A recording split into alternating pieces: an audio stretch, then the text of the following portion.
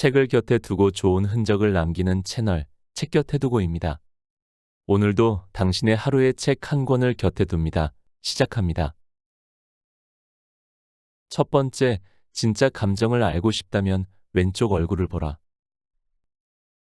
사람들은 흔히 상대방의 표정이나 말투로 그 사람의 감정을 짐작하고 이에 대해 판단이 서지 않으면 불안해한다.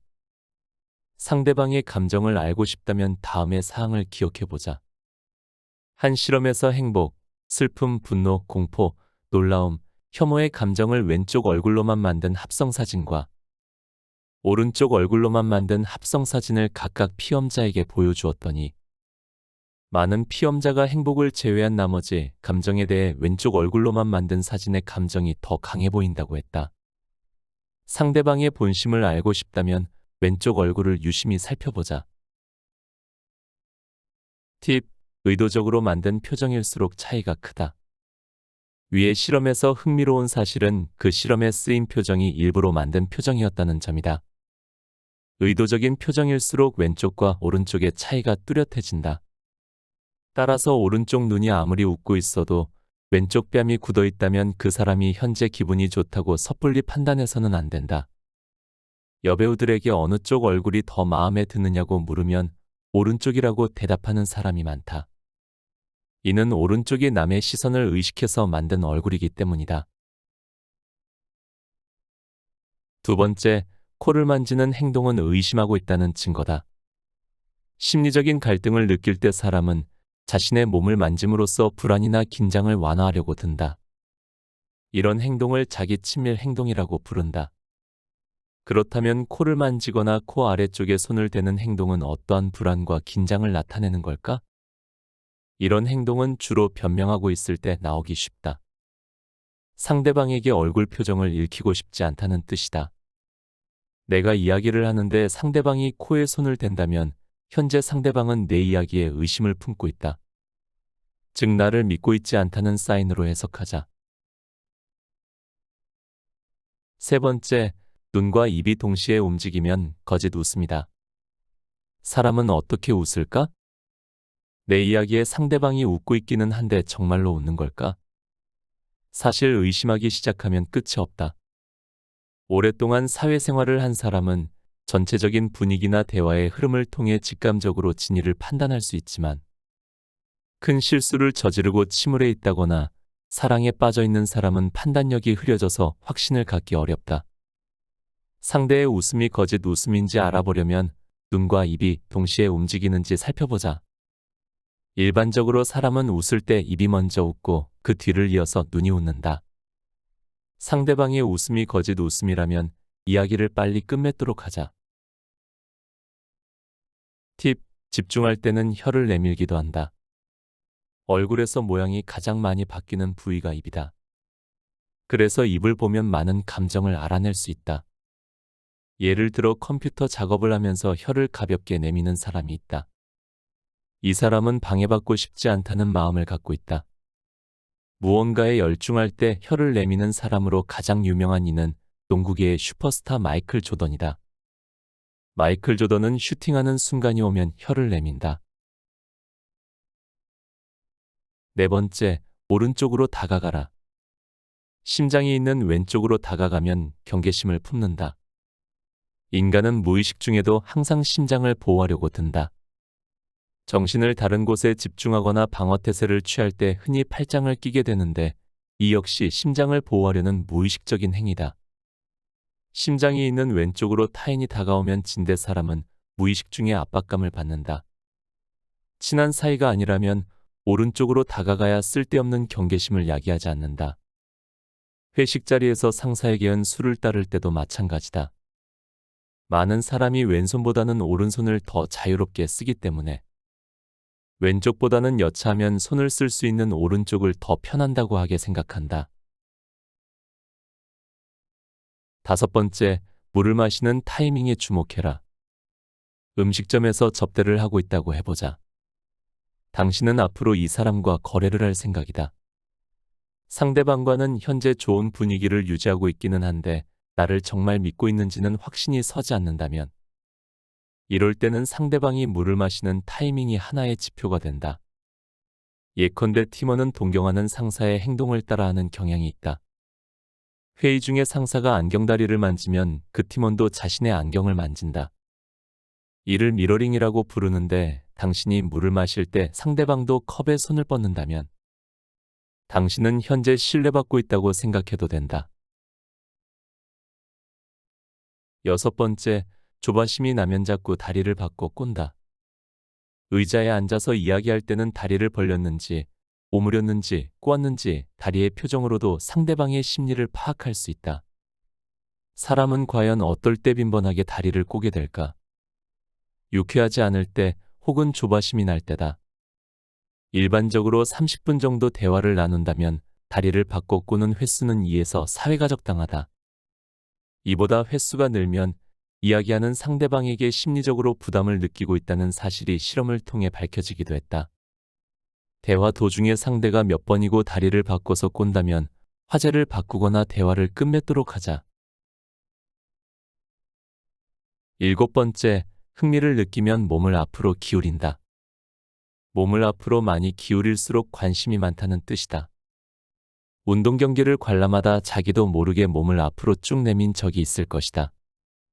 마찬가지로 이야기를 나누는 상대가 내 쪽으로 몸을 숙인다면 내 이야기에 관심을 보이고 있다고 봐야 한다. 그리고 몸을 많이 기울일수록 관심의 정도도 더 크다고 해석할 수 있다. 말하는 사람도 마찬가지다. 중요한 사항을 열심히 이야기할 때는 자연스럽게 몸을 앞으로 숙이게 된다. 한 관찰 실험에 따르면 수업 중인 교수가 자신이 기대감을 갖고 있는 학생에게 질문을 할 때는 평소보다 더 몸을 앞으로 내민다고 한다. 상대방이 당신 쪽으로 몸을 내밀었다면 당신의 이야기에 흥미를 느꼈을 뿐만 아니라 당신에게 기대감을 갖고 있다고 생각해도 좋다. 여덟 번째, 사기 당하고 싶지 않을 때 시선을 전혀 피하지 않는 사람을 주의해라. 대화를 나눌 때는 상대의 눈을 보는 것이 중요하지만 그다지 친하지도 않은 사람이 자신을 똑바로 응시하면서 이야기를 한다면 경계심을 가져야 한다. 일반적으로 사람은 거짓말을 할 때나 떳떳하지 못한 일을 할 때 상대방의 눈을 바로 보지 못하는 법이다. 그런데 사기꾼들은 이를 반대로 이용해서 눈을 가만히 응시하며 이야기를 함으로써 진실하고 성실한 인상을 주려고 한다. 이러한 전문 사기꾼은 대화 중에 절대로 시선을 피하지 않기 때문에 듣는 사람도 시선을 회피하기가 어렵다. 시선이 고정되면 다른 정보를 읽기 어려워서 평소라면 의심했을 일도 너무 쉽게 믿어버린다. 아홉 번째, 턱을 당겨서 눈을 뜨는 것은 위협의 신호다. 심리를 표정으로 알아내려면 눈, 눈썹, 입에 주목해야 하는데 사실 이런 부위들은 딱히 의식하지 않아도 눈에 잘 들어온다. 그런데 이런 곳과 달리 알아차리기는 어렵지만 의외로 중요한 신호를 내보내는 곳이 있다. 바로 턱이다. 대화를 나눌 때 턱을 당겨서 입술을 깨문다면 그것은 긴장하고 있다는 증거다. 이야기의 내용에 무언가 불쾌한 점이 있었는지도 모른다. 만약 턱을 당겨서 눈을 치뜨고 본다면 그것은 명확한 반항의 사인, 위협의 신호다. 이런 사람에게는 공격적인 성향이 있을 가능성이 크다. 호의적일 때는 손바닥을 내보인다. 손 안쪽을 보여주는 행동은 신뢰의 상징이다. 상대방의 마음을 읽고 싶다면 당연히 얼굴 표정과 시선도 봐야겠지만 손이 가지고 있는 중요한 메시지도 놓치지 말아야 한다. 무의식적인 손의 동작만으로도 심리 상태를 꿰뚫어 볼 수 있다. 상대방이 당신의 이야기에 호의적일 때는 손바닥을 드러낼 것이다. 손바닥 보듯 훤하다라는 말도 있듯이 손바닥을 드러낸다는 것은 상대방을 믿고 마음을 열었다는 표시다. 양팔을 벌려서 탁자 위에 올려놓는 자세도 마찬가지다. 상대방에게 가슴이나 배를 드러내는 자세는 마음을 열어 상대방을 받아들였음을 나타낸다. 이야기를 할 때는 상대방의 손동작에 주목합시다.